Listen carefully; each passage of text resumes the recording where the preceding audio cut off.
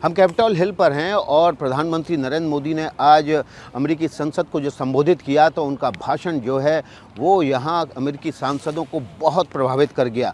उनके भाषण के दौरान 79 बार वहाँ पर मोदी के समर्थन में नारे लगे और 15 बार स्टैंडिंग ओवेशन दिया गया। खड़े होकर तालियों की गड़गड़ाहट के साथ प्रधानमंत्री नरेंद्र मोदी के भाषण को वहाँ पर संबोधित किया गया।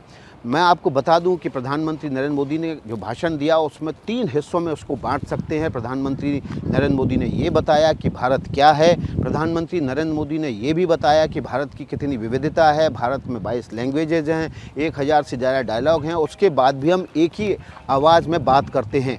प्रधानमंत्री नरेंद्र मोदी ने बताया कि भारत में खाना भी हर 100 किलोमीटर बाद बदल जाता है और उन्होंने इस बारे में डोसे से लेकर समोसे और संदेश से लेकर श्रीखंड तक की बात की। प्रधानमंत्री नरेंद्र मोदी ने कहा कि भारत और अमेरिका की जो दोस्ती है 2016 में मैंने कहा था कि वो फ्यूचर में बहुत बड़ी साझेदारी में बदलेगी और आज वो बड़ी साझेदारी में बदल भी चुकी है। प्रधानमंत्री नरेंद्र मोदी ने अपने भाषण में कहा कि भारत और अमेरिका का भविष्य बहुत उज्जवल है। उन्होंने कहा कि आर्टिफिशियल इंटेलिजेंस का युग है और साथ ही साथ युग AI यानी कि अमेरिका और इंडिया का है। इसके बाद ज़बरदस्त तालियों की गड़गड़ाहट अमेरिकी कांग्रेस में गूंजी और प्रधानमंत्री नरेंद्र मोदी ने अपने भाषण में ये भी कहा कि हम वसुधैव कुटुंबकम में भरोसा करते हैं, यानी कि हम पूरी दुनिया को एक परिवार मानते हैं।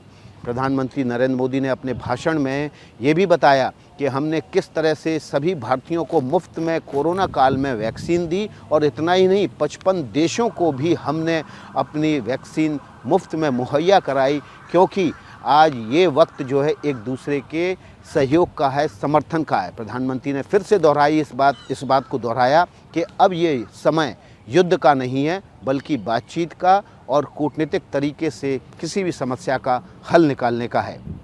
विकास Bhadauria, Washington DC, ABP news.